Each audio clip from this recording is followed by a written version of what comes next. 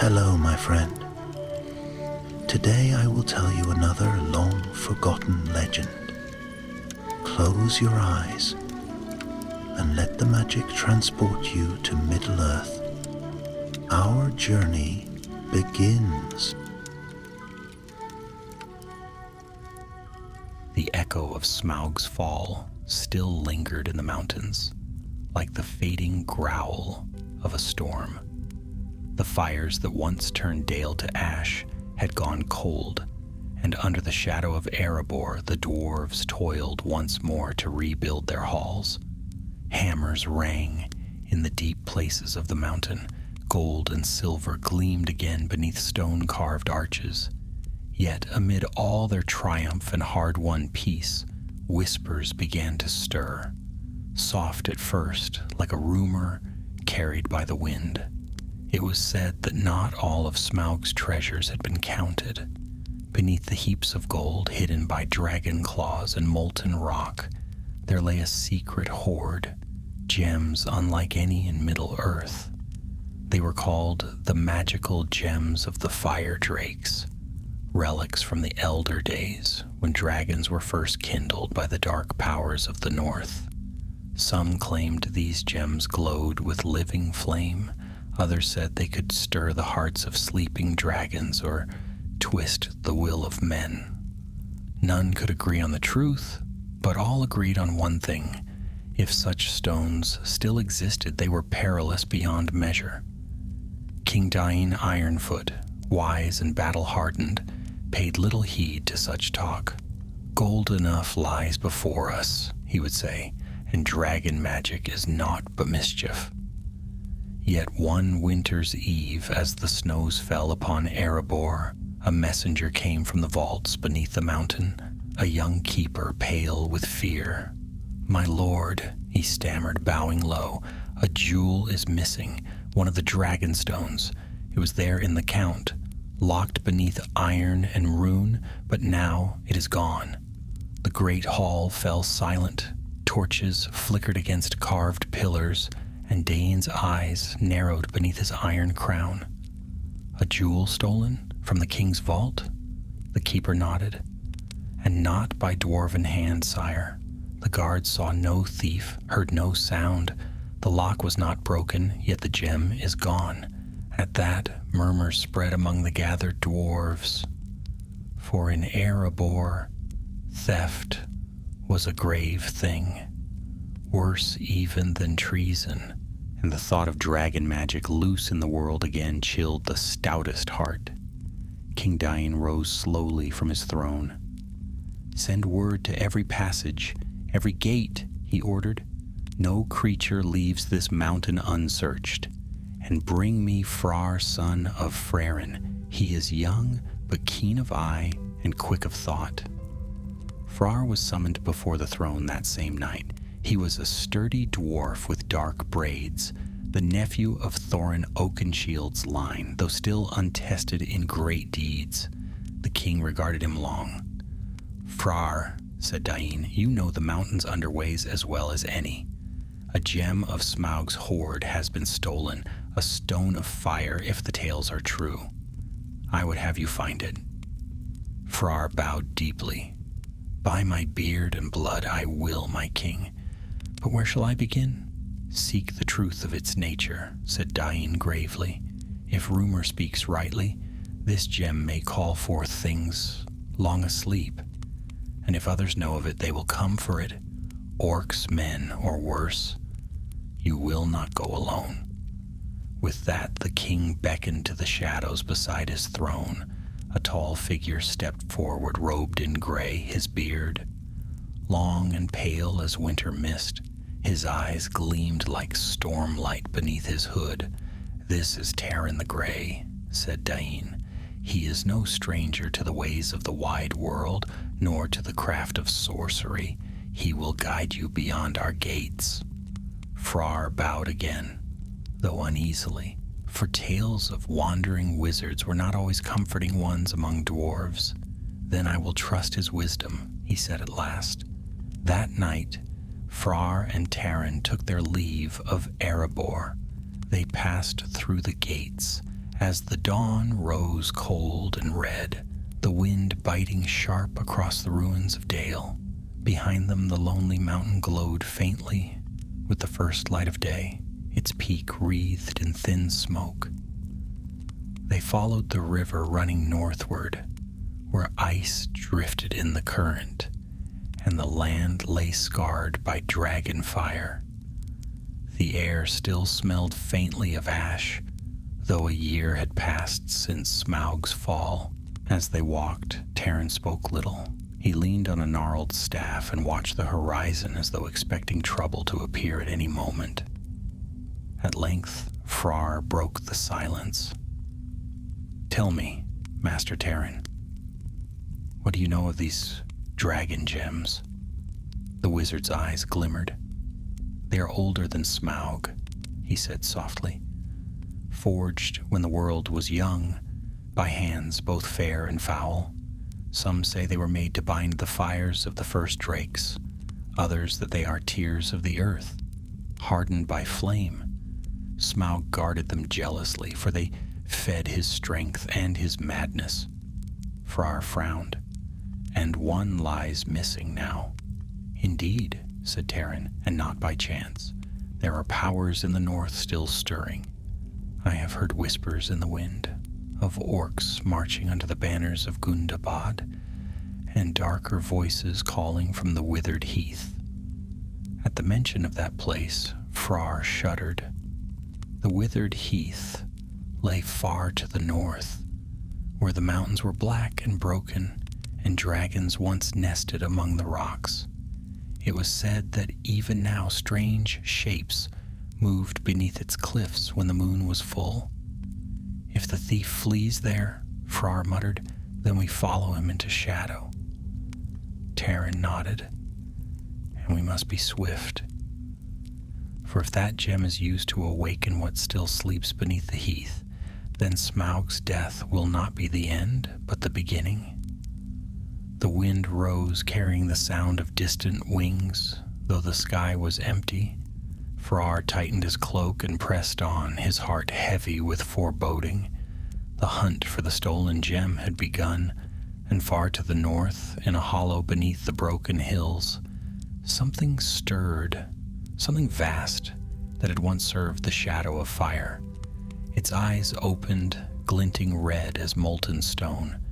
The journey from Erebor carried Frar and Taran through lands scarred by dragon fire and sorrow. Though spring had touched the vale, the earth still bore blackened patches where Smaug's flame had seared it to glass. The ruins of Dale rose before them, like the bones of some great beast, and the wind moaned through hollow towers. They passed through the broken gates at dusk, when the last light of the sun turned the stones to embers. Frar walked in silence, his boots crunching over shards of old masonry. His heart ached to see how much of the city still lay in ruin despite Bard's valiant efforts to rebuild. "Here the dragon's shadow fell deepest," Taran murmured, his gaze wandering over the desolate streets. "Fire consumes, but it also leaves secrets behind. Look well, Frar, for thieves often crawl where others fear to tread." The dwarf nodded and set about their search. They found no living soul in the outer quarters, only the sound of the river whispering through the cracks in old stone, and the creak of half-burned beams swaying in the wind. But as they neared the heart of the ruins, near the broken marketplace, Taran halted suddenly. His staff glowed faintly blue, like moonlight on water. "Someone has passed this way recently," he said. "Do you see the prints in the dust?"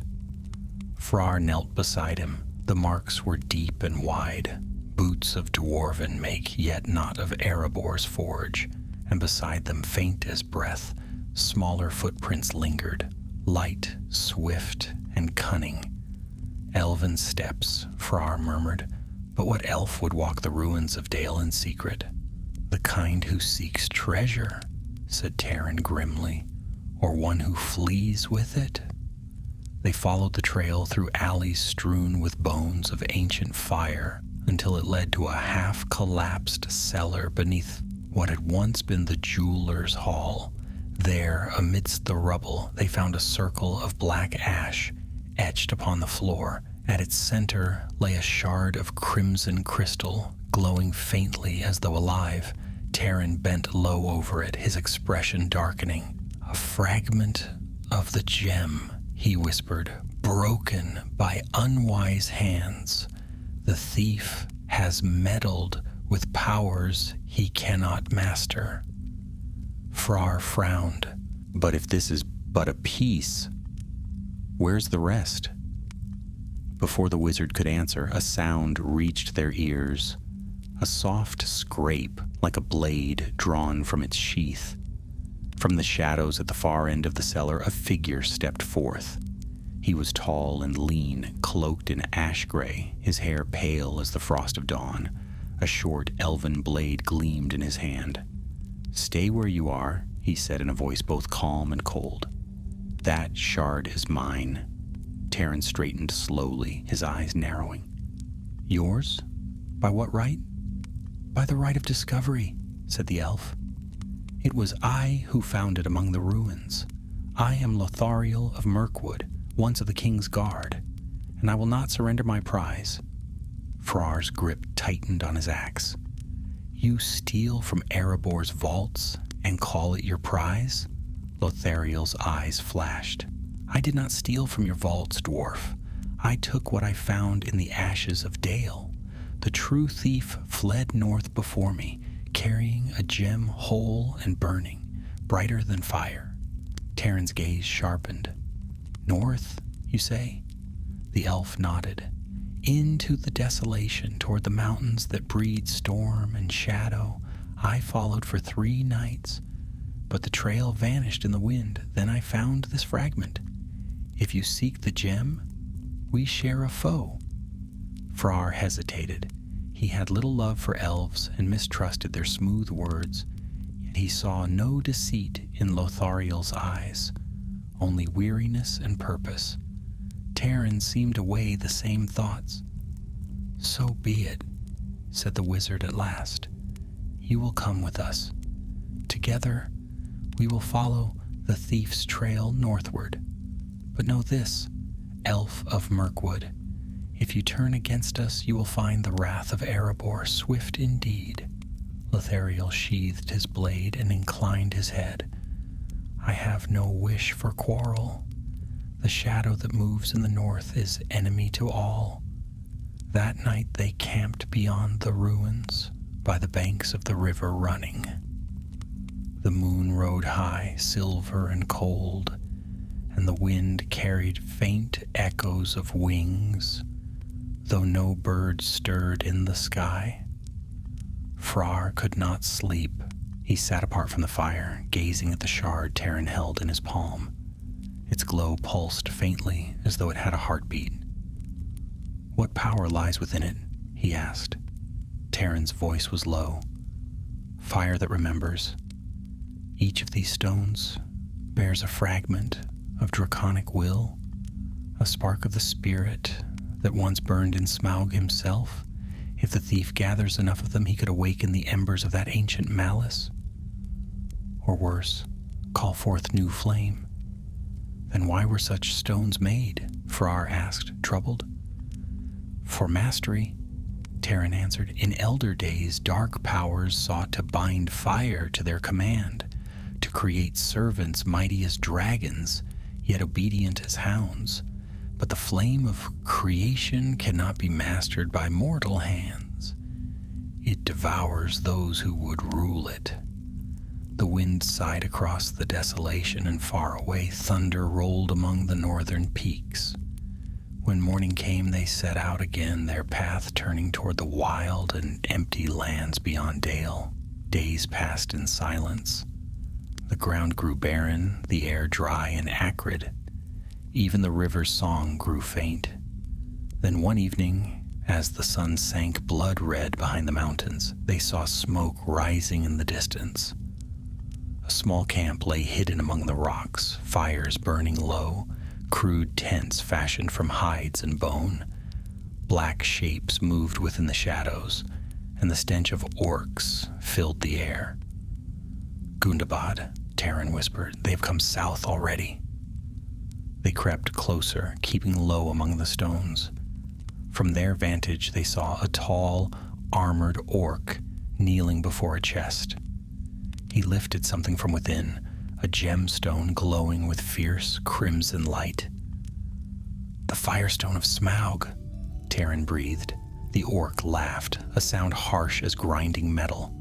"At last," he snarled in the black speech, "the master will be pleased. Soon the fires of the north shall rise again."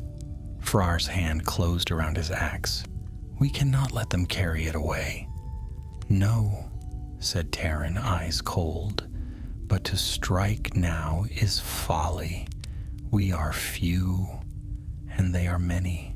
We will wait for darkness and take them unawares." Night fell swift and cold, and with it came the promise of battle. The three companions prepared in silence. Freyr checked the edge of his blade. Lothariel strung his bow, his eyes gleaming with a hunter's focus. Taran murmured words beneath his breath, and faint light gathered at the tip of his staff. When the moon slipped behind a shroud of cloud, they moved. The first arrow flew silent as shadow, striking true. The second fell upon an orc who reached for the gem, and chaos broke like a storm. Frar charged from the rocks, axe flashing, cutting through the enemy ranks with fierce cries. Taran's staff blazed, casting white fire upon the dark. Yet the leader of the orcs, the one who bore the gem, fled toward the northern crags. His laughter echoed as he vanished into the night. Frar turned to pursue, but Taran caught his arm. "No, let him go for now. The heath lies ahead, and there our true test will begin." Frar looked northward, where the mountains rose black against the stars. Somewhere in that wasteland, the stolen gem burned like a living heart. And deep beneath those peaks, something vast shifted in the dark, stirring to the call of flame once more. The night's battle left the air thick with smoke and the stench of iron. When dawn came, pale and grim, it found Frar kneeling amid the slain. His beard was dark with ash, his axe nicked and scarred from the fight. Lothariel stood nearby, bow in hand, his eyes fixed upon the northern crags. The orcs of Gundabad had fled into the wilds, bearing with them the stolen gem, the heart of their quest. Taran the Grey stood apart, leaning on his staff. His gaze seemed far away, fixed upon the shadowed peaks of the withered heath. The rising sun caught the silver threads of his robe, yet his face was troubled. "They flee north," Frar said at last, his voice hoarse. "Straight into the land of the dead. If we follow, we go into the lair of worse than orcs." "Aye," murmured the wizard, "but we have little choice. That gem cannot remain in their hands. The fires of the north remember their masters, and if the stone is brought near the ruins of the old dragon dens, its call may not go unanswered." Lothariel lowered his bow. "Then we must reach them first. The mountains hold many paths. I know some that lead beneath the cliffs. The orcs will not expect us there." Frar studied him for a moment. "You've walked this land before?" The elf's eyes grew distant. "Long ago, before Smaug came, I hunted here with my kin. There were valleys filled with songbirds and streams that shone like glass. Now only ruin remains. But some things once known are not forgotten." They gathered what supplies they could from the battlefield, water, arrows, a few rations left unspoiled, and set forth once more. Their path led northward through the desolation, where the earth was cracked and dry, and nothing grew save sharp weeds and black thorns. The wind carried dust that stung the eyes. Great ridges of scorched stone rose on either side, and from time to time they passed the bones of beasts twisted by fire. No bird sang there, no beast stirred. Even the air seemed to hold its breath. As they went, Frar felt the weight of the mountain pressing down upon his heart. The silence was heavy, broken only by the crunch of their boots and the whisper of the wind. After 2 days, they came upon a cleft in the rock, a narrow passage winding upward between cliffs of gray stone. Lothariel led them through, his keen eyes watching every shadow. "This way," he said softly. "The orcs will take the open path to the north ridge. We will cross beneath and come upon them unseen." They followed him into the cleft, where the air grew cold and damp. Strange runes were carved into the walls, marks older than any dwarven hand. Taran traced them lightly with his fingers, murmuring under his breath. "These are no crafts of men or elves," he said. "They are warnings, written in the tongue of the ancient worms. Here sleeps flame unquenched." Frar glanced about uneasily. "You mean dragons?" Taran's eyes met his. "Fragments of them, perhaps. Not all were slain when Smaug rose. Some fled deeper into the mountains, wounded and starving, too weak to fly. They may yet stir in the deep places where the fire never dies." The dwarf gripped his axe tighter, but said no more. Hours passed as they climbed. The light faded, and the narrow way gave out into a cavern vast and echoing. A red glow shimmered faintly along the walls, pulsing like a heartbeat. The air was warm, carrying the scent of sulfur and stone.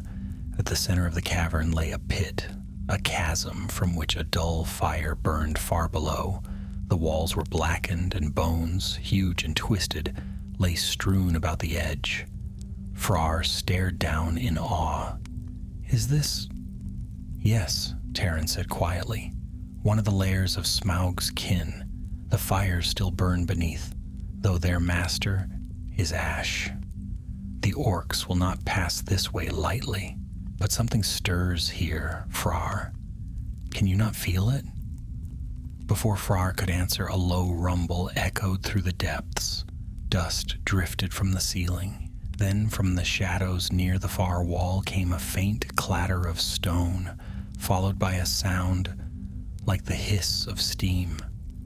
A great shape unfolded from the darkness. It was not a dragon in full form, but something lesser, its body gaunt, its wings torn and useless. Its eyes burned like coals, and smoke curled from its nostrils. "A spawn of the old flame," whispered Lothariel, drawing his blade. "By the Valar, it yet lives." The creature turned toward them, growling low. Then it reared up and gave a roar that shook the cavern. Frar leapt forward, axe in hand. Taran raised his staff, light bursting from its tip. The half-drake lunged, jaws snapping. Frar rolled aside, the heat of its breath searing his beard. Lothariel's arrows sang, striking the beast's flank, but its hide was thick as stone. "Strike the throat," Taran shouted, "where the scales are thin." Frar darted beneath the creature's shadow, the ground trembling beneath its steps. With a mighty cry, he swung his axe upward. The blade bit deep into the soft flesh beneath its jaw. The creature howled, flinging him aside, but its blood poured black and smoking onto the stones. Taran's staff flared again, and the firelight blazed through the cavern like day. The beast staggered, wings thrashing, and with a final scream of rage, it toppled into the pit below. Silence fell, broken only by the crackle of fire far beneath. Frar lay upon the stones, his arm bruised and bleeding but alive. Lothariel knelt beside him, offering a hand. "A brave strike, dwarf. The bards of Erebor would sing of that blow." Frar grunted, half smiling despite the pain. "Aye, if any live to tell it." Terran stood by the edge, staring into the depths where the creature had fallen. His face was grave. "That was but a remnant," he said softly. "If such things endure still, the gem's power may wake them all. The orc who bears it walks with doom in his hands, and we follow close behind." They rested there for a time, tending their wounds before pressing on. The cavern's far wall opened into a tunnel leading higher toward the surface. The way was steep, and the light of day seemed slow to return. When at last they emerged, it was near dusk. The mountains of the withered heath loomed before them, black against the dying sun. Smoke curled faintly from the northern slopes. "There lies the heath," said Terran, "where dragons once bred and ruled. The orcs will seek the old dens. There the gem will burn brightest." Frar looked upon that grim horizon, his heart heavy with foreboding. "Then that is where we go." The wizard nodded. "Aye. But tread carefully, for every shadow here remembers fire, and the stones themselves may hunger for its return." The wind howled across the barren peaks, carrying with it a faint, distant sound, like the beating of wings far above. And in the heart of the mountains, unseen, the stolen gem pulsed with growing light, as if it answered the call of something vast and ancient awakening in the dark. The path into the withered heath was cruel and unforgiving. Cold winds swept down from the northern peaks, laden with the dust of old fire and the smell of ash. The land was broken and twisted, strewn with black boulders that gleamed like slag. In the distance, veins of red light glimmered faintly beneath the rock, embers that had never truly died since the dragons had ruled this forsaken waste. Frar pulled his cloak tight against the wind. "No wonder even orcs fear this place," he muttered. "The very ground feels cursed." Terran nodded gravely. "The heath remembers. Here the first fires of Morgoth's craft were kindled in ages long forgotten. Even now shadows of that old malice remain." Lothariel's keen gaze swept the ridges ahead. "And yet something moves among them," he said quietly. "See there. Smoke that is not from any fire pit. They are near." They had tracked the orcs for 3 days since the battle among the rocks. The trail was easy enough to follow, trampled paths, burnt torches, and the faint echo of their harsh voices carried by the wind. The enemy had not troubled to hide their passage. They moved with grim purpose, as if guided by something that pulled them ever northward toward the deeper fires. By the second evening, the 3 companions came upon the mouth of a vast ravine, jagged as the wound of a sword. Steam rose from cracks in the stone, and the air shimmered with heat. Terran paused there, eyes dark beneath his hood. "This is the gate of Germul," he said. "In the Elder tongue, it means the mouth of flame. It is said that beneath this cleft lies the last resting place of Scatha the Worm, who perished long before Smaug's time." Frar peered into the depths, a fitting lair for beasts and orcs alike. "How do we pass unseen?" Lothariel crouched low beside him, studying the walls. "There, a narrow ledge along the west side. If we follow it, we may reach the floor below without their notice. But one slip, and it's a long fall to a fiery death." Frar grunted. Better a perilous path than none at all. They began their descent as twilight deepened. The ledge was narrow, no wider than a boot in places, and the wind howled through the ravine like the breath of some vast creature. Sparks rose from hidden cracks in the stone. Far below, faint fires flickered. The orc camp. Frar moved carefully, keeping one hand on the wall. His heart hammered, but he dared not look down. Beside him, Lothariel moved with the grace of a shadow, silent and sure. Terran followed last, his staff dimly glowing with a pale light that warded off the deeper dark. When they reached the bottom, they crouched behind a jagged ridge of stone. Below them sprawled the orc camp, a ring of crude tents around a black pit where molten fire glowed. The air shimmered with heat and the sound of guttural voices. In the center stood the orc chieftain, the same they had seen before. Upon a slab of stone before him rested the stolen gem. It blazed now with fierce light, red as living flame, and its glow bathed the whole camp in a ghastly radiance. The orc leader lifted the gem high. "Behold, the heart of the fire drake," he roared. "With it we shall call forth the spirit of flame and rule the north once more. Gundabad shall rise, and dragons shall serve the true masters of darkness." The gathered orcs howled in answer, their cries echoing through the ravine. Terran's face grew pale. "He means to awaken Scatha's fire.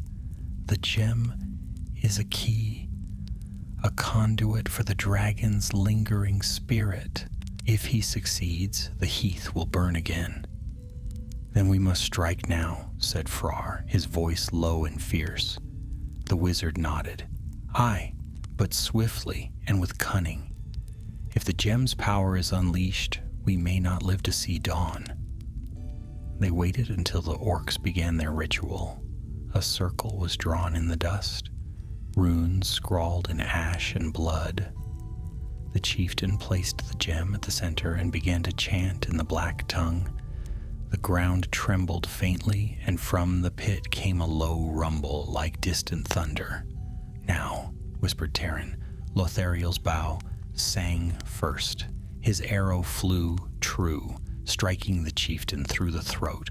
Chaos erupted. Frar charged from the shadows, axe flashing. The dwarf cut through the first wave of orcs with terrible force, his battle cries echoing off the walls. Terran raised his staff, unleashing a burst of white fire that scattered the foes like leaves in a storm. The gem rolled from the stone slab, its light flickering wildly. Frar dove for it, but even as his fingers brushed its surface, a searing heat surged through him. The gem pulsed, and he felt as though fire itself had gripped his heart. Visions flooded his mind. Wings of flame, a voice of thunder, the earth melting beneath shadow. "Frar!" Terran's voice cut through the haze. "Drop it!" With a cry, Frar tore his hand away. The gem fell to the ground, and the earth split beneath it. From the crack rose a roar, unlike any living sound, a sound that shook the very stones. The air blazed red. Flames burst from the pit, coiling like serpents. The remaining orcs screamed and fled, but there was no escape. From the depths of the ravine, a vast shape began to rise, half shadow, half fire, bound in a form that should not have been. A dragon's head, spectral and burning, emerged from the smoke. Its eyes glowed like molten gold, and its voice thundered across the heath. "Who calls the fire from its rest?" Terran lifted his staff high, his voice ringing clear against the roar. "Back to the dark from which you came. The age of your kind is ended." The spectral beast turned its gaze upon him. "Old fool," it hissed, "you know not the power you defy. The fire remembers its master. It will not be unbound." The ground shook. Stones fell from the cliffs. Frar, gasping from the heat, struggled to rise. "We must destroy it," he shouted. "The gem! Strike the gem!" Terran nodded once, his face grim. He drew upon the last of his strength, summoning a blinding surge of light. Lothariel fired his final arrow straight into the gem, and in that same instant, Terran brought down his staff. The world seemed to shatter. Light and fire exploded together, tearing through the ravine with the force of a storm. The dragon's scream echoed across the mountains as its form dissolved into smoke and ash. When the light faded, the pit was silent once more. The gem lay cracked and dark upon the stone, its flame extinguished. Frar fell to one knee, breathing hard. Lothariel leaned upon his bow, pale with exhaustion. Taran stood still as stone, his staff dim now, his face lined with weariness. "It is done," he said softly. "The fire sleeps again." Frar looked around the ruin of the camp. "Aye, but at what cost?" "None that will not heal," said the wizard. "Yet the work is not finished. There were 7 such gems in the hoard of Smaug.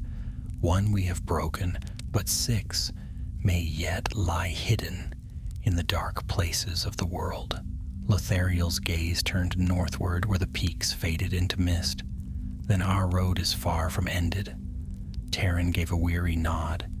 "Yes, my friends, the shadow moves still, and Middle-earth has not yet drawn its final breath of peace." Above them the wind rose, sweeping through the barren heights. The scent of ash and fire lingered, but beneath it, faint and far, came the first whisper of spring wind. The companions turned their faces southward, toward Erebor, and began the long road home, unaware that deep beneath the mountains, another gem had begun to glow. For many days they journeyed southward, leaving behind the black peaks of the withered heath. The wind carried with it the memory of fire, but the land slowly softened beneath their feet. Snowmelt streamed down from the mountains, feeding the narrow rivers that wound through the northern vales. Grass returned in patches, pale and new, and the smell of thawing earth replaced the stench of smoke. Yet none of them found comfort in the changing air.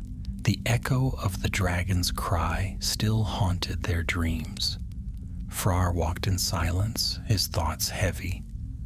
Though the gem was shattered and the specter of fire banished, the image of that blazing eye, the voice that had thundered from the pit, lingered in his mind. He had felt it reach for him, as if the spirit of the dragon had marked him in some unseen way. He could still feel faintly the heat that had burned his palm where he had touched the gem. Lothariel noticed his quietness. "You have not spoken for a day, son of Erebor. Does the wound trouble you?" Frar shook his head. "Not the flesh. It is something else. When I held that stone, it was as though I looked into the heart of Smaug himself. I saw fire, rage, and a hunger that never dies. I fear a shadow follows me still." The elf's gaze softened. "Do not let fear take root. Shadows cling to all who have faced the darkness.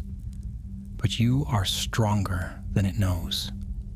Taran, walking a short distance ahead, paused and looked back. "He is right, Frar. The gem's fire was ancient, bound to the spirit of dragons, but it cannot claim what is freely given to the light. Still its touch lingers. You must be wary. Such relics have a will of their own, even broken." They camped that night beside a frozen stream, the stars clear above them. Taran set a warding flame that burned with no smoke and cast only soft light. Lothariel kept watch, his eyes sharp even in the dark. Frar sat apart, gazing at the fire until it blurred before him. Then faintly he heard a whisper, not with his ears but deep within his thoughts. A voice of embers, low and cruel. "You think the fire is ended, little dwarf? You think you have silenced the flame?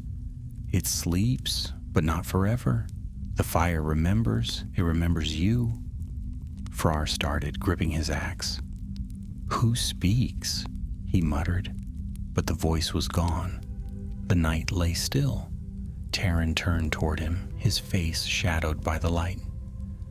"You heard it, didn't you?" Frar hesitated, then nodded. "A whisper in the dark." The wizard sighed. "The bond has not broken entirely. The gem's power touched your spirit. Such ties are rare, but not unknown. Do not let it master you, Frar. If you listen too long, it will draw you toward the flame again. And how am I to silence it? Frar asked. Terran's eyes were grave. By courage, by will, and by time. The fire can be tamed only by the steadfast heart. Do not feed it with fear.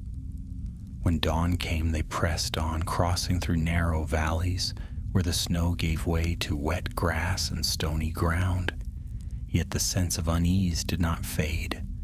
Terran grew quieter, his gaze often fixed on the northern sky, as though he feared something unseen still stirred behind them. By the third evening, they reached the foothills that bordered the gray mountains.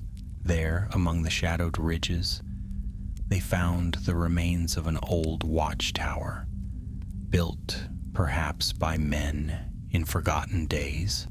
Its stones were half buried in moss, but it offered shelter from the cold. As they prepared their camp, Lothariel climbed the tower's ruin to survey the land. When he returned, his face was pale. "We are not alone," he said. "I saw movement upon the plain. Riders, many of them moving south in haste." "Orcs again?" asked Frar. "I do not think so," said the elf. "Their formation is too ordered. Perhaps men, but not of Dale or the lake." Terran's brow furrowed. "Then the rumor spreads faster than I feared. News of the dragon's gems may already be abroad." That night they kept their fire low. The wind carried distant sounds, hooves upon the earth, faint shouts that echoed in the hills. Near midnight, a flicker of torchlight appeared far to the east, moving swiftly across the plain. "They search for something," murmured Lothariel. "Or someone." "They will not find us here," Frar said. "But we should not linger." They left before dawn, moving through the mist that clung to the valleys. By midday, the ground grew softer beneath their feet, and they came upon a road, old and broken, but leading south toward the lands near the river running. There they found the trail of the riders once more, deep hoof prints in the mud heading the same direction. Along the path they discovered the carcass of a slain horse, its body scorched as if by fire. Frar knelt beside it. "This was no sword," he said grimly. "See how the flesh is burned? Something unnatural struck here." Terran's eyes darkened. "The fire spreads faster than we can follow. Perhaps the gem's destruction stirred forces sleeping elsewhere. There were 7 stones, remember, and now that one has been broken, the others may awaken." "Then we must warn Erebor," Frar said. "King Dian must know that the danger is not ended." They pushed onward, urgency driving them. The air grew warmer, and by the second night they reached the edge of the long lake. Its waters reflected the moon like polished silver, and beyond it, the lights of Lake Town flickered faintly. Frar's heart lifted at the sight of the living city. At last, some sign of home. But as they drew nearer, they saw unease among the people. Guards patrolled the quays, and fishermen whispered in fearful tones. When Frar hailed them, one called back, "You come from the north? Then you've not heard?" The sky burned 2 nights past. A fire over the mountains red as blood. Some say the dragon's ghost walks again. Terran's face grew pale. "It has begun," he said quietly. "The broken gem's flame has awakened others. What we faced in the heath was only a whisper. The true fire is yet to come." The men of Lake Town welcomed them with wary courtesy, for all knew Terran the Grey as one of strange wisdom. They were given lodging by the water, where the air was cool and the scent of smoke drifted from the forges. That night, as they rested, Terran spread a map upon the table. The gems were scattered when Smaug fell, he said. Some may have been taken by fleeing orcs, others buried deep beneath the mountain's ruin. If even one more falls into dark hands, it could awaken what little remains of the dragon spirit across the north. Frar looked at the map, tracing the line of the mountains with his finger. Then our task is clear. We must find the remaining stones before others do. Lothariel inclined his head. The path grows darker with each step, yet it is the only one left to us. Terran's gaze turned to the window, where the reflection of the moon shimmered on the lake's surface. Yes, he murmured, but we will need allies, for soon all of Middle-earth will feel the stirring of the old fire, and when that hour comes, 3 alone will not stand against it. Outside, the lake lay calm and still, yet beneath its waters faint ripples stirred, as though something unseen moved in the depths, drawn by a power that would not rest. And far away in the deep halls of Erebor, a faint red glow flickered in the vaults once more. The second gem had awakened. In the great halls beneath the lonely mountain, King Dane Ironfoot sat upon his throne of stone and gold, listening to the unease that whispered through Erebor's forges and corridors. Strange things had begun to occur in recent days, a trembling in the deep halls, the faint sound of crackling fire in chambers long sealed, and a glow, soft but steady, beneath the treasure vaults. At first the dwarves had dismissed it as tricks of light, the reflection of torches on polished gems, but then the glow had grown stronger, pulsing like the beat of a living heart. So Dain sent word to his most trusted guards, and the vaults were opened. What they found there chilled even the bravest among them. One of the jewels in the hoard, small, red, and round as a drop of blood, now burned with its own light.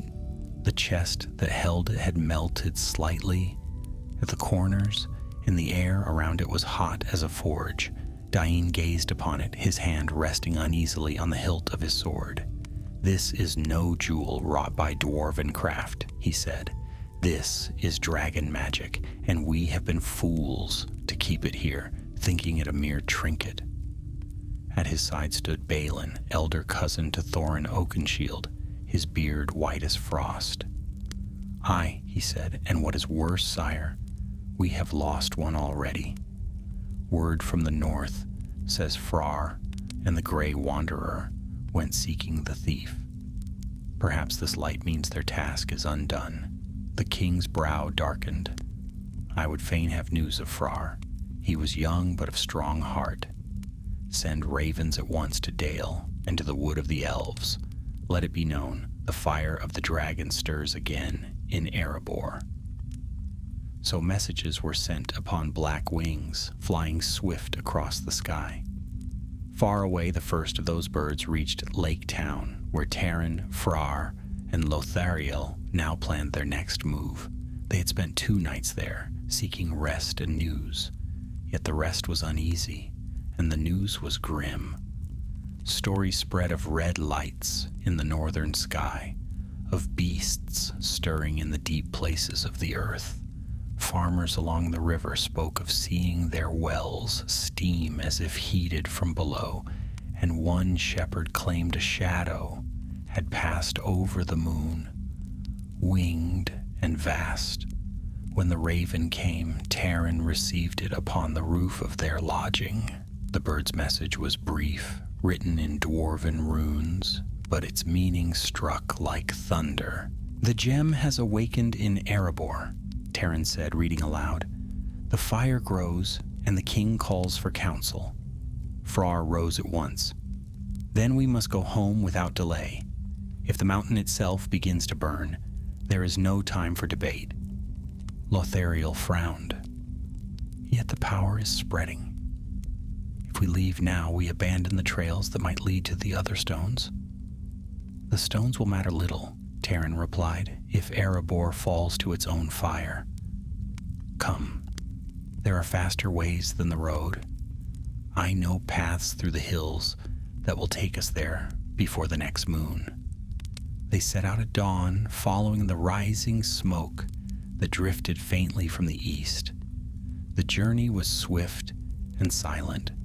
Frar's thoughts were heavy, and more than once, as they crossed the misty ridges of the river vales, he heard the whisper again, the voice that had haunted him since the battle in the heath. The fire calls to you, son of stone. You cannot flee it. You are bound to it now. He tried to ignore it, focusing on the steady rhythm of his boots against the path, but the voice persisted, curling like smoke in his mind. Only when Terran touched his shoulder did it fade. Do not listen, said the wizard softly. The flame knows your name now, but it cannot master your heart unless you yield. You are of dwarven steel, remember that. Frar nodded grimly, though his unease deepened. By the fourth night, the peaks of Erebor rose before them, mighty and gray beneath a red-tinged sky. Smoke coiled faintly from the mountain's vents, and the air carried a scent of fire and gold. The gates stood open, guarded by dwarves in shining mail, their eyes wide with fear. When Frar entered, the guards bowed deeply. "My lord," one said, "the king has awaited you, day and night. The fire grows stronger with each passing hour." They led him through the halls, where the walls themselves seemed to shimmer with a faint red glow. Dwarves labored to douse flames that sprang from cracks in the floor. In one passage, molten gold trickled from the carvings like tears. At last they came to the throne hall, vast and echoing. King Dain stood beside the great hearth, where the flames danced higher than any forge fire. His face was stern but weary, and when he saw Frar, a spark of relief crossed his eyes. "You have returned," Dain said, "and not empty-handed, I trust?" Frar bowed low. "The thief is slain, my lord, and the gem of the fire drake is destroyed. But I bring grave news. There were 7 such stones, and one has now awakened here in Erebor." Dain nodded grimly. "We know it. It burns in our vault even now. The heat grows worse by the hour. We have tried to move it, but no tongs can touch it, and last night some swore they heard it whisper beneath the stone." Terran stepped forward. "Then the curse spreads faster than I feared. These gems are bound to one another.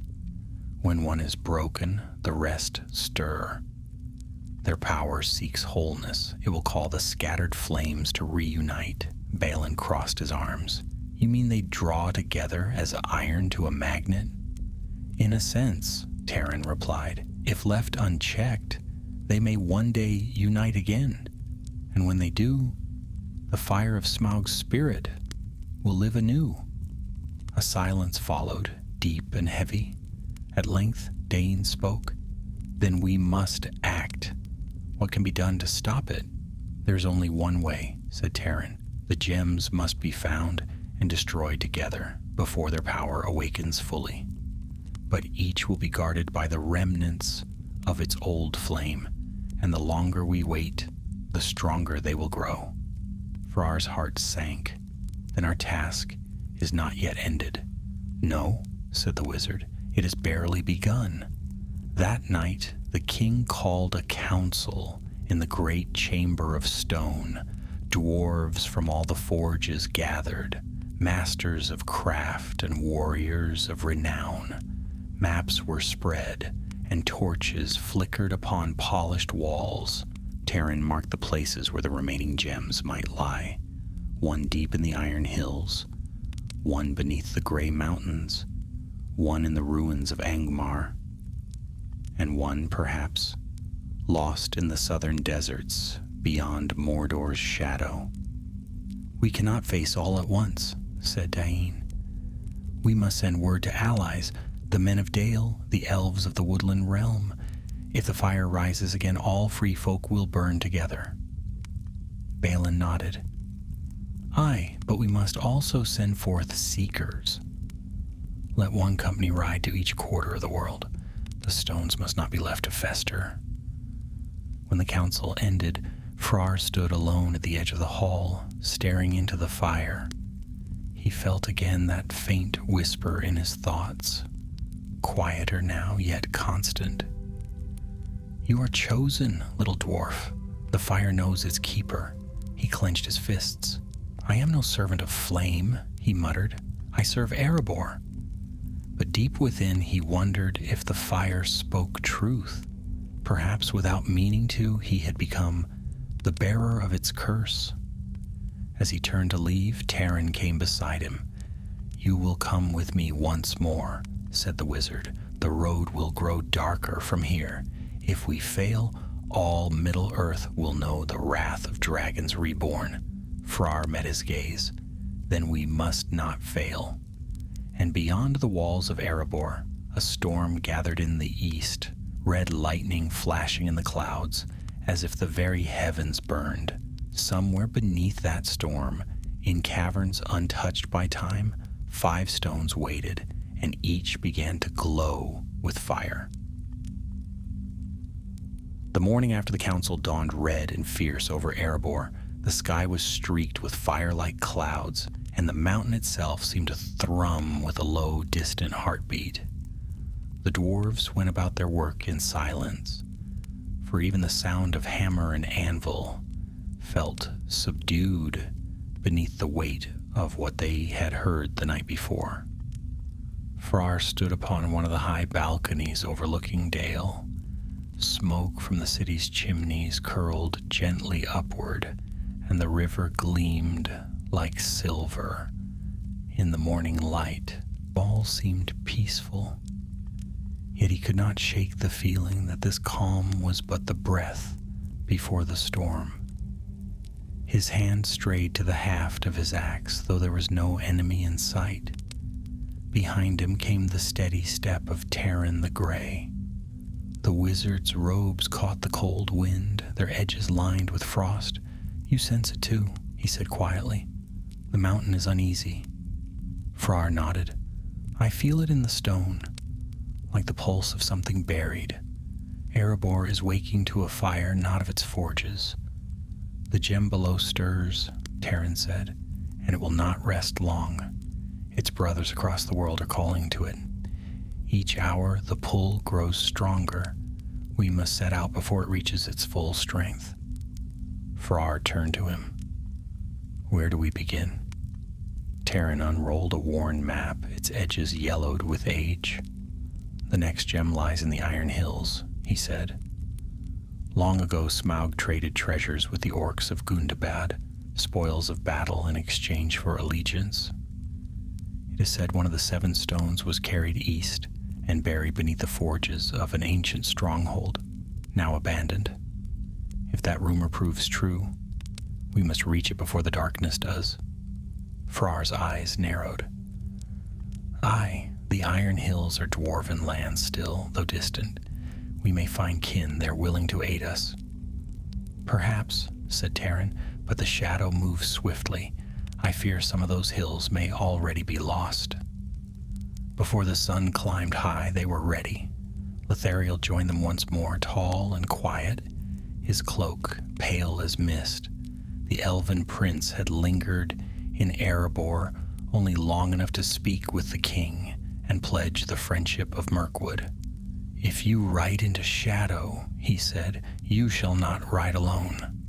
So the 3 set out, dwarf, elf, and wizard, bearing with them the hopes of the mountain and the weight of its curse. Their path led eastward over the rolling ridges and frozen fields that bordered Dale. The road was rough and seldom used, winding between outcrops of stone and gullies where the snow had gathered thick. For days they traveled in silence, for each new words could not ease the heaviness in their hearts. At night they camped beneath the stars, and the wind howled around their fire.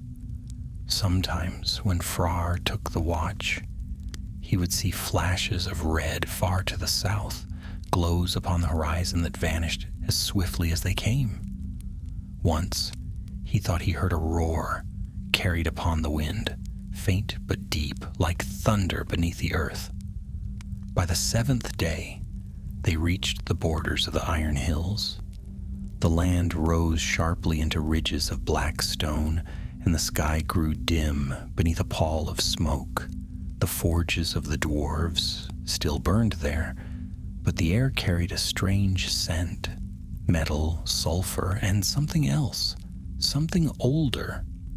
At the gates of the eastern mines, they were met by guards bearing the sigil of the Iron Crown, a hammer beneath a mountain peak. The captain, a broad-shouldered dwarf with soot-darkened beard, greeted Frar with wary eyes. "Well met, traveler," he said. "You bear the mark of Erebor. What brings you so far from the mountain?" Frar bowed slightly. "We come on a matter of grave import. I am Frar, son of Frerin, and with me stand Taran the Grey and Lothariel of Mirkwood. We seek the King of the Hills." The captain studied them a moment longer before nodding. "King Borin is within, but be warned. Strange tidings have troubled these halls. The forges burn hotter than they should, and some claim to hear whispers in the deep tunnels." "Then our purpose here is well timed," Taran said. "Lead us to your king." They were taken down into the mountain through long corridors lit by red flame. The heat grew stronger the deeper they went, and Frar could see the anxiety in the faces of the miners they passed. At last, they entered the throne hall of the Iron Hills, where King Borin Ironfist sat upon a black seat carved from basalt. Borin was a formidable figure, his armor streaked with ash, his eyes glinting beneath heavy brows. "So," he said as they approached, "Erebor sends envoys again. What is it this time? Trade or trouble?" "Both, my lord," said Frar. "The dragon's curse stirs anew. A gem from Smaug's hoard lies beneath your mountain, burning with its own light." Borin's expression hardened. "We have seen it. It was unearthed 3 nights past by miners in the lower vaults. Since then, the stone glows hotter each hour. We have sealed that tunnel, but the heat seeps through the rock. Some of my men swear they hear hissing in the walls." Taran stepped forward. "The stone must be destroyed, or it will consume your halls. It seeks the others of its kind." Borin frowned. "Destroyed? Easier said than done. No hammer can crack it, no water cool it.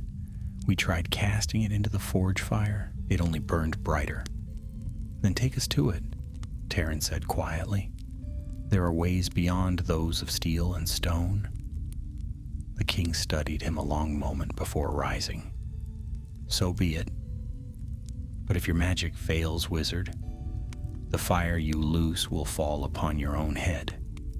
He led them through winding passages until the air grew thick with heat. At last they came to a sealed iron door, its edges glowing faintly red. Even through the metal they could feel the pulse of energy from beyond. Borin gestured. "There, the cursed jewel lies within. We dare not open it now." Taran lifted his staff, murmuring words older than the tongues of men. A circle of light formed upon the door, and with a sound like a sigh, the bolts released. The heat burst outward, and Frar shielded his face. Inside, the chamber glowed, as if a small sun had been trapped within. The gem lay upon a stone altar, spinning slowly in the air. Its light filled every corner, and the walls shimmered with molten veins.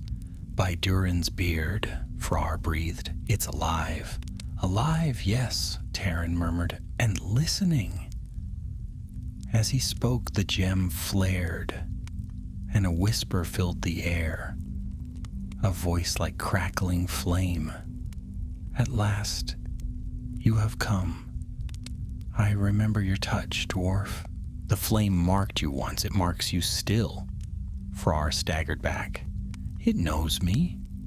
Of course it does, said the voice. You broke what was mine. You shattered my heart. But I am not yet undone. The light grew blinding. From the glow rose the outline of a face, vast, terrible, and beautiful in its wrath. You cannot kill fire, it said. You can only feed it. Taran raised his staff, shouting words of power. The light clashed with his spell, filling the chamber with a roaring wind. The floor cracked and molten stone poured forth like blood. Frar! Taran cried. The hammer! Strike the base of the altar! Frar seized a smith's hammer from the wall and brought it down with all his strength. The altar shattered and the gem fell, spinning into the molten flow. There came a sound like thunder and then silence. When the smoke cleared, the gem was gone. The heat faded, the walls cooled. King Borin stood trembling. By the Maker, he said softly, you have done it. Taran leaned heavily on his staff. One more flame extinguished, but the fire still spreads. And far away in the west, where the ruins of Angmar slept beneath snow and shadow, a third gem began to stir. Its light burned cold as frost, and its awakening would bring a new kind of peril, darker than fire. The Iron Hills were still smoldering when Frar and his companions took their leave. Though the gem was destroyed and the danger abated, the air remained heavy with the scent of scorched stone and old fear. The forges would burn again in time, but the dwarves of the east would not soon forget how close they had come to ruin. King Borin bade them farewell at dawn. You have my thanks and the friendship of the Iron Hills, he said gravely. But if there are more of those cursed stones loose in the world, we shall need more than friendship. We shall need wariness, and blades ready for what comes. Frar clasped the king's arm. We will send word when we can. Keep your halls sealed deep, and your forges watched. Fire has a way of finding cracks. Borin nodded. Then may your road be strong beneath your feet, son of Frerin. Go swiftly before the mountains remember the flame again. So the three companions, Frar, Taran, and Lothariel, set out once more. The wind that met them on the open plain was sharp and cold, but it carried no ash now, only the scent of snow and iron. Yet Taran's eyes were troubled as he looked westward toward the distant, jagged horizon. The next will not burn as the others have, he said as they walked. The gem that lies in Angmar will not blaze with fire, it will fester with shadow. I can feel it stirring already, a cold flame, unseen but deadly. That is where our path leads. Frar's grip tightened on his axe. Then let us be done with it. I've had enough of cursed jewels and ghostly fire for a lifetime. Lothariel gave a faint smile. If only the world bent to our will so easily, dwarf. Evil has its own designs, and it seldom sleeps when we wish it to. Their road wound through barren moorlands and broken valleys. The land grew desolate the farther west they went. Snow fell thick in places, blanketing the ruins of long-forgotten keeps.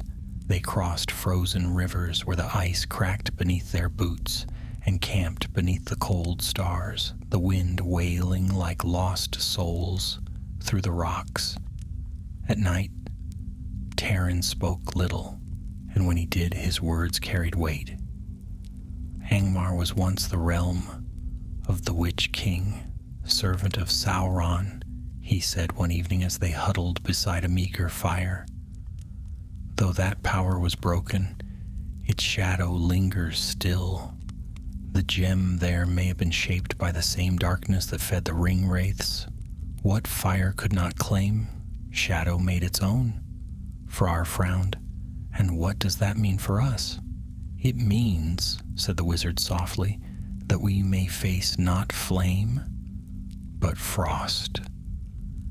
A death colder than any winter. The fire of Smaug was born of the ancient north. It is drawn to the void left by its master's fall, and so it turns now to Angmar. The dwarf stirred the coals in silence. Then we must end it one way or another. By the 5th day, the mountains of Angmar rose before them, black spires against a stormy sky. Snow swirled endlessly about their peaks, and the air grew so cold that even breath seemed to freeze upon the tongue. The path into that land was treacherous, marked by the ruins of old watchtowers and the bones of travelers who had come before. No bird sang there, no beast stirred. The very silence felt alive. When at last they reached the border, a chill unlike any Frar had ever known seeped through his armor. Even the steel felt brittle. Lothariel's breath misted in the air, his fair features drawn with strain. "This place hates the living," he whispered. Taran's eyes glimmered faintly beneath his hood. "Be wary. The gem's power is near. It will not show itself openly. It hides in what once was a fortress of ice." They pressed onward into the mountains, following a ravine that wound like a scar through the rock. The snow grew deeper, and the wind howled through narrow chasms, carrying whispers that might have been words. Then, as twilight fell, they saw it, a ruin half buried in the snow. Broken towers jutted like teeth from the earth, and within their circle stood a hall carved of black ice, its walls gleaming like mirrors in the dying light. Taran stopped. "This was Carn Dûm," he said, "the seat of the Witch King. If the gem is here, it lies at the heart of this ruin. But tread carefully. This place remembers its master." Frar glanced around uneasily. "I like it not. Every stone looks ready to swallow us whole." Yet there was no turning back. Together they crossed the frozen threshold and entered the hall. Inside, the air was still, and the floor beneath their boots was slick with frost. Strange runes, faintly glowing blue, ran along the walls. In the center stood a pedestal of ice, and upon it, a gem pale as moonlight, its glow cold and sharp. Frost spread from it like veins crawling across the floor in thin crystalline lines. "The third," whispered Taran, "the gem of the frozen flame." Even as he spoke, the air darkened. Shadows gathered upon the walls, twisting into shapes, faces, hands, the remnants of those who had served the Witch King long ago. A voice, cold and hollow, filled the chamber. "Why do you trespass here, mortals? The fire is gone, but the shadow endures. You would unmake what was forged in darkness? Then you shall join it." The shadows rose, swirling into a storm. Blades of frost formed in the air. Lothariel loosed an arrow, but it passed through the dark as though through smoke. Frar charged forward, his axe striking the floor with a ringing blow. The ice shattered beneath the pedestal, and the gem fell, spinning. Taran raised his staff, light bursting from it in a circle of white flame. The shadows shrieked and recoiled. "Now, Frar," the wizard shouted, "strike the stone while it is still bound." Frar swung with all his strength. The axe met the gem, and for a heartbeat, the world froze. Then came a sound like glass breaking, 1,000 cracks at once. Light flared, not red this time, but white and searing. The cold shattered, the darkness screamed, and then was gone. When the light faded, the hall stood empty, save for them. The gem was dust, glittering faintly upon the floor. The walls were silent. The air, though still cold, no longer burned the skin. Frar leaned upon his axe, panting. By Durin's beard, if that was shadow, I'll take flame any day. Lothariel wiped frost from his bowstring. We live, and that is victory enough. Taran stood long in silence, his eyes upon the empty pedestal. 3 are gone, he murmured. 4 remain, but each grows stronger with the other's fall. The balance begins to shift. Frar looked at him wearily. You mean this will get worse? The wizard met his gaze. Before it ends, yes. The last of the gems is said to lie in the far south, where the sands burn like embers and no wind blows. But first, he turned toward the doorway where snow was falling once more, slow and silent. First we must return to Erebor. The mountain calls to us again. They left Carndum as the storm began to rise, snow swirling like ash in the wind. Behind them the ruins fell silent, yet deep beneath the ice something stirred. A faint tremor passed through the earth, and for an instant a whisper echoed through the hollow halls. You cannot destroy what was never born. Fire and shadow are one. But the travelers did not hear. They were already far upon the road, walking into the dawn that gleamed cold and pale over the frozen world. The road back from Angmar was long and bleak. Snow fell for many days without pause, blurring the mountains into ghostly shapes upon the horizon. The companions walked in silence, their breath white in the bitter air, their hearts heavy with weariness. The light they had unleashed in the ruin of Carndum still lingered faintly in their minds, cold and pure, yet edged with sorrow. For each gem they destroyed seemed to drain something from the world, as if the fire and shadow that once burned in dragons were threads in a great tapestry now unraveling. Frar trudged through the snow, his axe slung over his shoulder. 3 stones gone, he muttered, and still 4 remain. At this pace we'll have the whole of Middle-earth to cross before we're done. Lothariel smiled faintly, though his eyes were tired. The path of light is always longer than the shadows, but we endure, as all things of good heart must. Taran walked ahead of them, leaning on his staff. His eyes were far away, and he seemed to listen to something beyond hearing. At length he spoke. The balance shifts with every stone we break. Fire fades, but so does light. When the last gem falls, a reckoning will come, for the flame of creation, whether twisted or pure, is not easily unmade. Frar frowned. You speak in riddles, old man. We do what must be done. What reckoning can there be in ending such evil? Taran looked back at him, and for a moment, Frar saw a strange light in the wizard's eyes, something deep and sorrowful. Every act of unmaking leaves a wound. The fire that forged these gems was ancient beyond measure, born when the world was young. It was bent to wicked purpose, yes, but to destroy it utterly is to tear away a part of the world's first breath. Even fire, when twisted by evil, is still a spark of creation.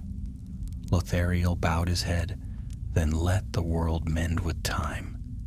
It is better wounded than consumed. Taran nodded slowly, saying no more. Days passed, and the snows began to thin. The land softened into gray hills, and rivers ran freely once again. The sun, pale though it was, offered a hint of warmth. When they reached the borders of Dale, spring had already begun to stir, the first green buds showing on the trees, the first birds daring to sing. It felt strange to Frar after so long among the frozen peaks, as though he had stepped into another world. The city of Dale stood proud beneath Erebor's shadow, rebuilt in shining stone and timber, Smoke rose from its chimneys, and banners fluttered from the high towers. Yet even here peace was uneasy. Guards stood watch upon the walls, and the people whispered as the travelers passed. When Frar, Tareen, and Lothariel entered the king's hall, Bard's son Bane rose to greet them. "Welcome, friends," he said, though his smile was strained. "We have heard tidings of strange things, fires that burned without fuel, ice that sang with voices. What truth lies in these rumors?"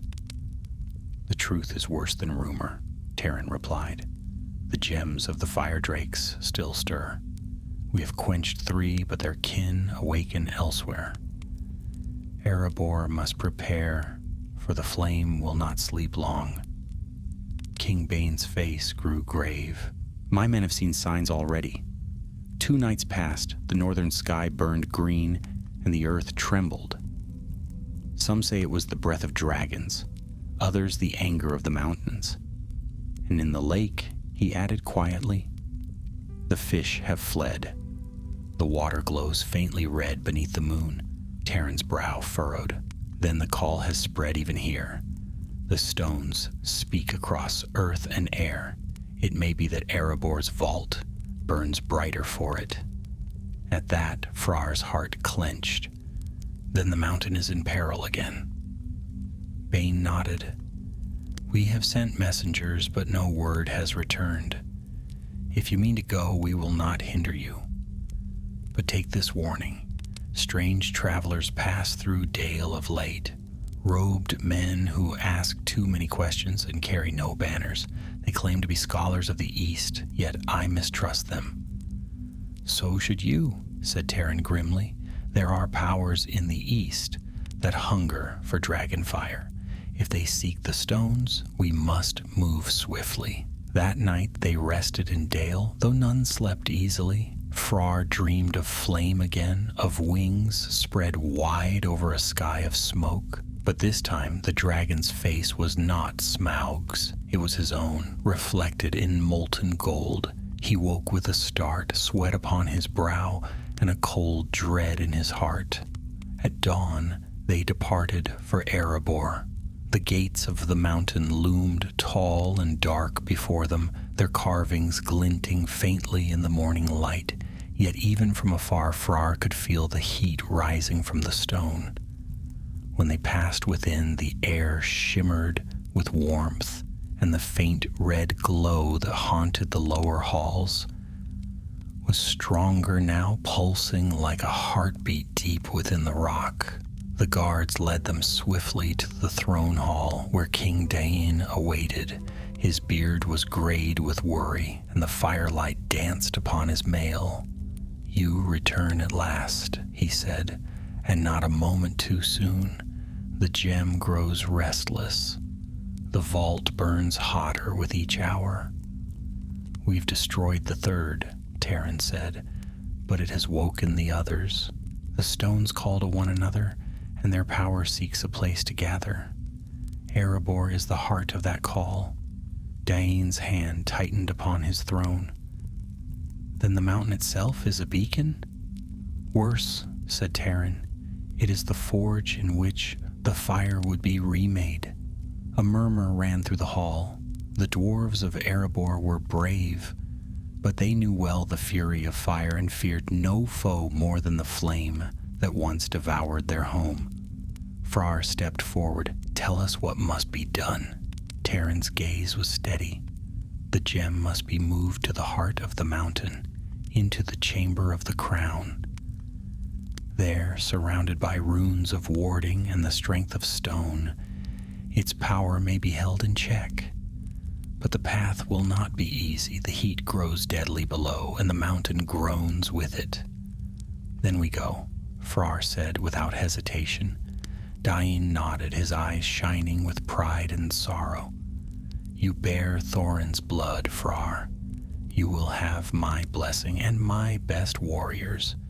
If the mountain must be fought for again, then so be it." So they went, descending into the deep halls, where the gold veins ran molten and the walls glowed faintly with red.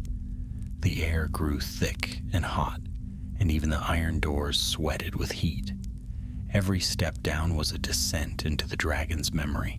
They reached the vault at last. The gem lay upon a pedestal of black stone, burning brighter than ever before. Flames coiled about it like serpents, and sparks leapt from its surface into the air. Frar could scarcely breathe in the heat, but he stepped forward nonetheless.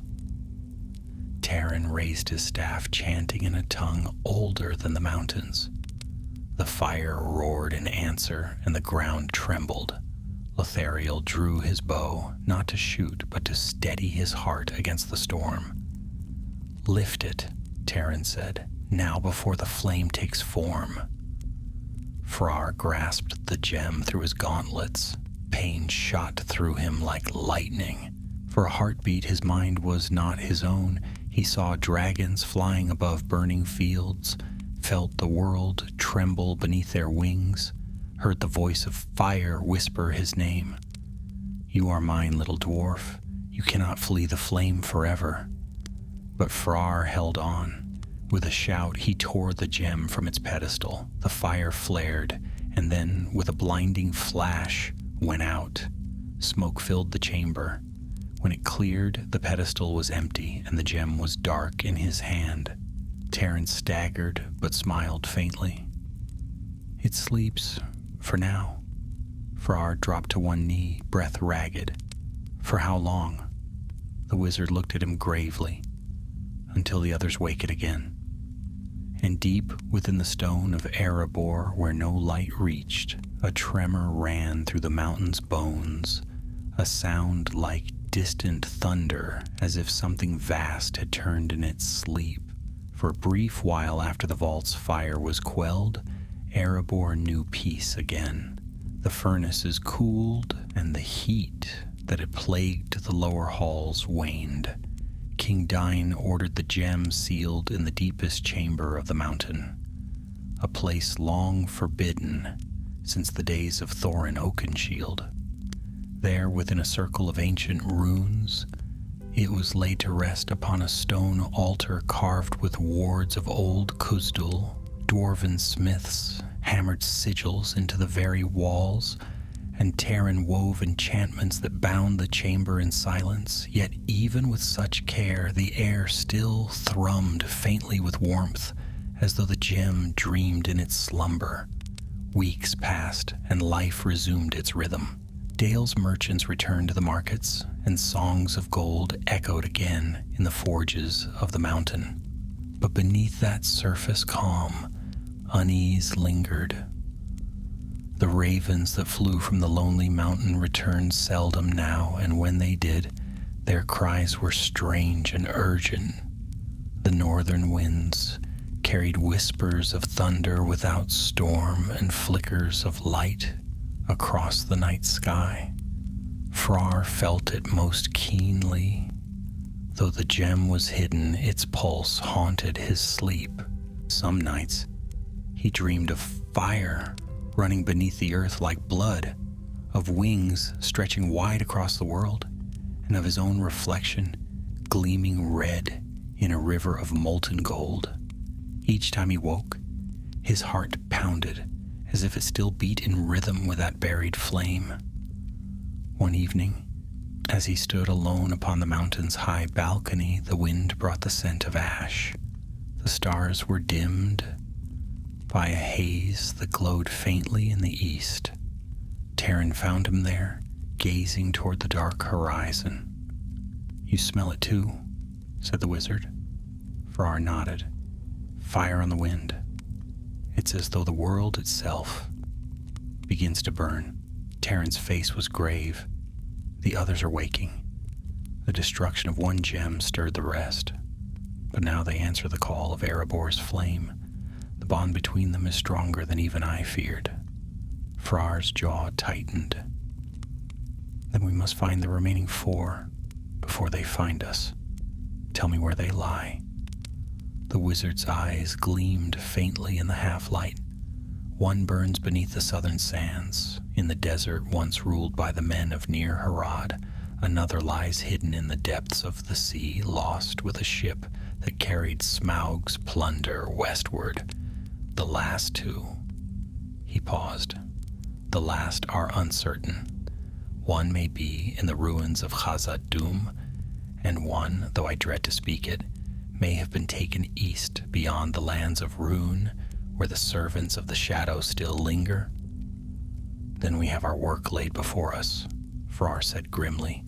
"Erebor cannot stand guard over its doom forever. We will hunt them down, one by one." Before Terran could reply, the mountain trembled. The sound rolled through the halls like distant thunder, and from deep within came the faint echo of a roar, not loud but low, as though the mountain itself exhaled a sigh of flame. "The chamber," said Terran, eyes wide. "It stirs again." They ran through the winding tunnels, the air growing hotter with each step.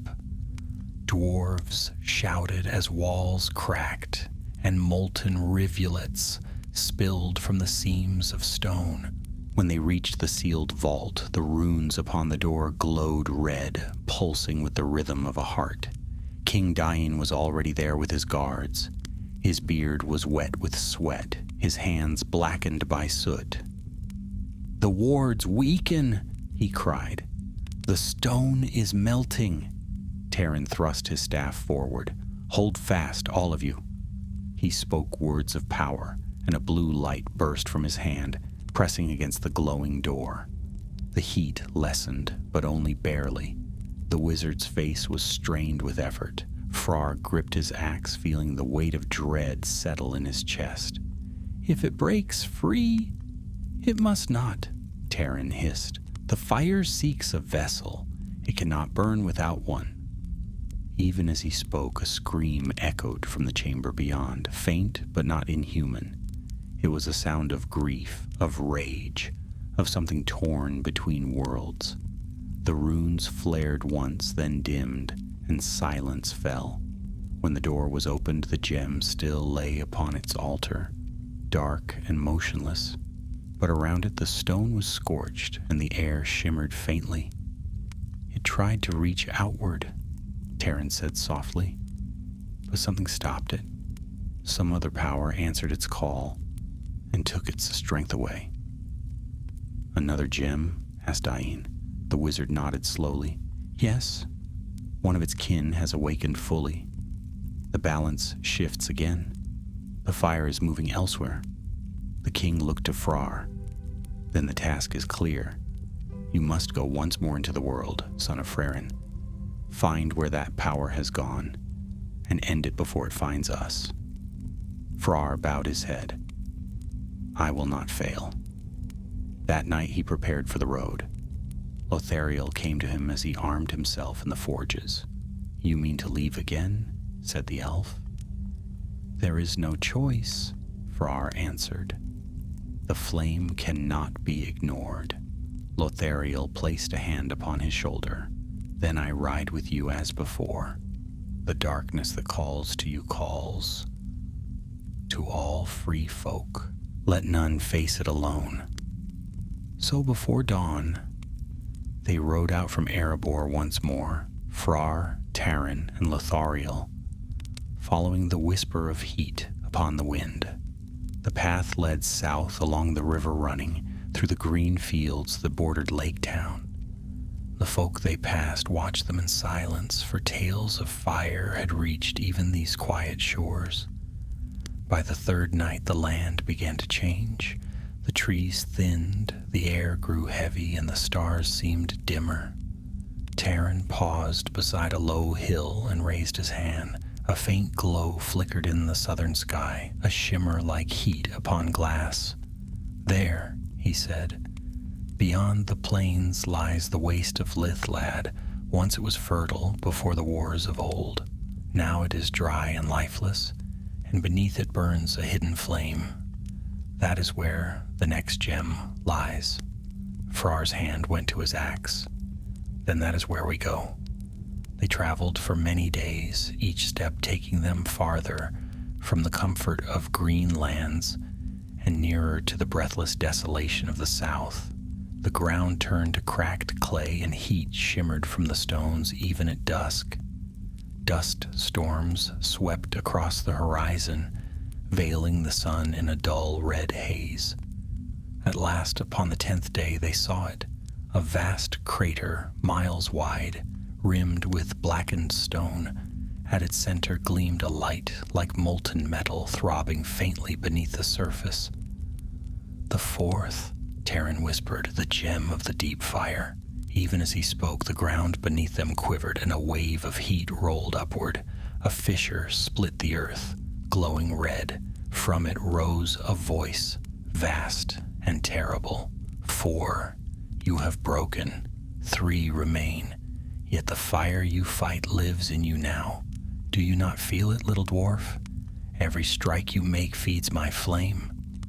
Frar staggered as pain seared his chest.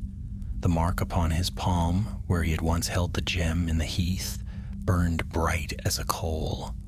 Lothariel caught his arm. "Frar!"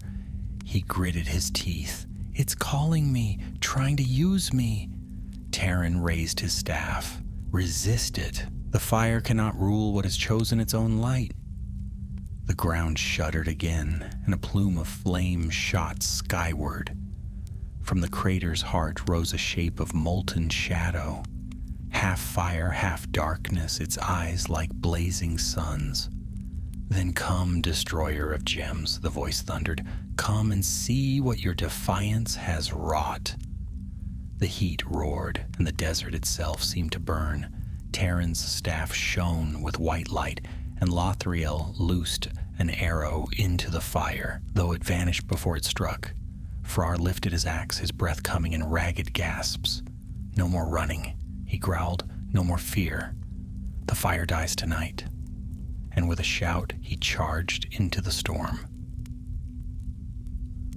The desert shook beneath the wrath of the awakening fire. From the heart of the crater rose a column of flame that twisted into the likeness of a living form, taller than the towers of Erebor, broader than the mountains of the north. Its wings were woven from heat and shadow, its body of molten gold and ash. The air trembled with its roar. Frar stood upon the brink, his hair whipped by the furnace wind, his armor burning hot to the touch. He could scarcely see through the glare, yet his heart held no fear. The mark upon his palm blazed red, as if answering the monster's call. He knew, with a terrible certainty, that this was the same spirit that had whispered to him since the day he first touched the Dragonstone. The voice thundered across the plain, vast and cruel. "Did you think to slay the fire, little dwarf? Fool, you have fed it with your own heart. Every stone you broke has kindled my flame anew. You are the vessel of my return." Frar tightened his grip upon his axe. "Then I'll end you with my last breath." Behind him, Terran raised his staff, and the sky above them darkened. Storm clouds gathered, swirling like a crown around the inferno. Lightning flashed, and rain hissed to steam as it touched the burning ground. Lothariel's voice rose in song, an elven chant, older than any written tongue. The melody wove through the chaos like silver thread, bright and pure, and the fire seemed to waver at its sound. The wizard's voice followed, steady and strong. "By the light that was before shadow, by the flame uncorrupted I bind thee. Return to the void that bore thee." The creature laughed, a sound like breaking mountains. "You cannot bind what was never free. I am the fire of creation itself, the breath of dragons, the first spark of life and death alike." Its wings unfurled, and a wave of heat surged outward. The ground split open, rivers of molten stone pouring forth. Terran staggered but stood firm, his staff blazing white. "Frar, the gem lies within the flame. It feeds the spirit's form. Strike at its heart." Frar glanced at the inferno. Deep within the swirling fire, he glimpsed it, the fourth gem glowing brighter than all before, suspended in the creature's breast like a burning star.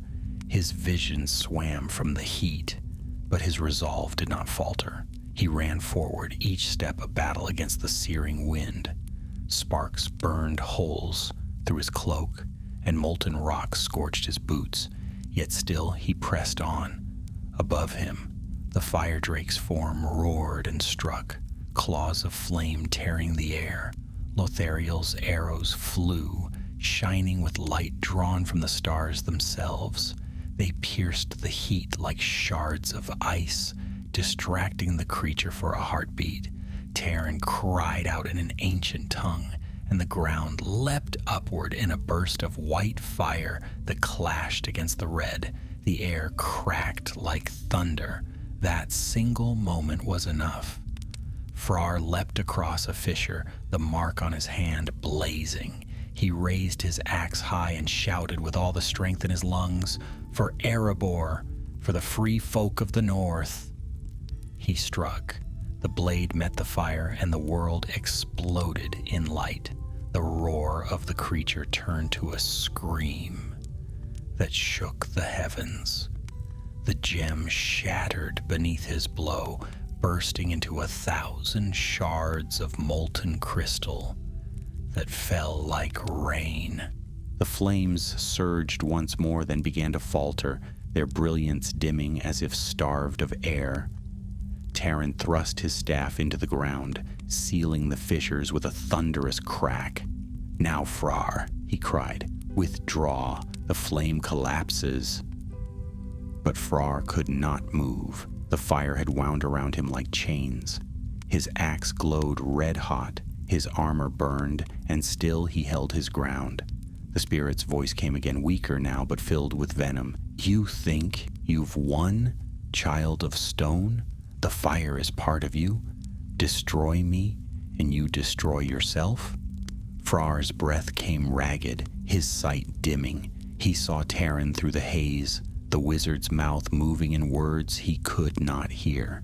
He saw Lothariel standing upon the ridge, his bow lowered, his face pale with grief. And then he spoke, his voice quiet but steady. "So be it. Let the fire die with me." He raised his axe one final time and drove it down into the heart of the flame.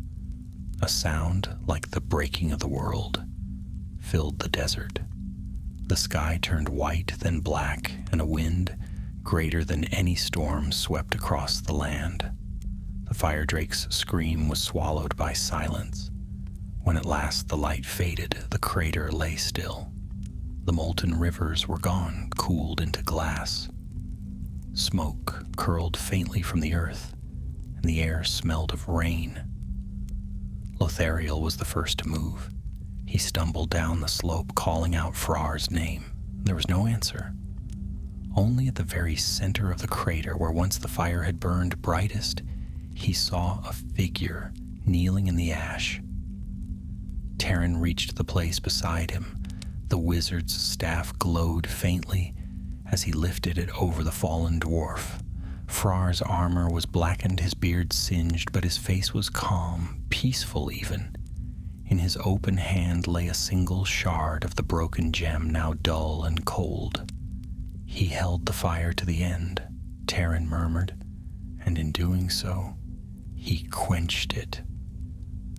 Lothariel bowed his head. "He gave his life to save us all. The mountain will remember his name." They built no tomb, for the land itself became his resting place.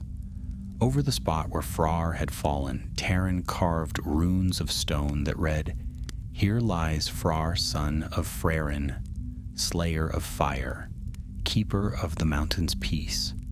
For 3 days, the wizard and the elf remained by the crater's edge, watching the horizon.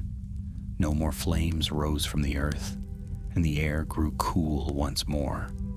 When at last they turned north, the desert wind carried a faint whisper behind them, a voice that might have been Frar's or perhaps the mountain's.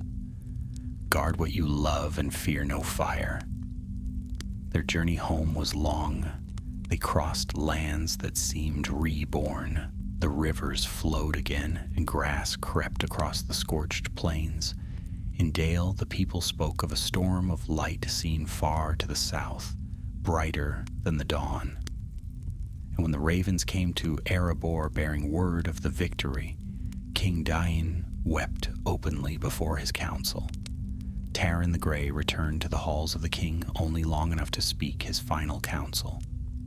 "The fire sleeps at last," he said, "but it will never be wholly gone. Its power is bound to the heart of the world, where even I cannot follow. Guard your forges well, and remember the cost of greed. For dragons may die, but desire burns eternal." Then he departed, vanishing into the wild, as all his kind do, leaving only silence and rumor in his wake. As for Lethariel, he returned to Mirkwood, where the trees whispered songs of mourning for the dwarf who had tamed the fire. And though elves and dwarves had seldom shared friendship, his heart was heavy for the one he had called companion. Years passed, and the tale of Frar the Fireslayer became legend.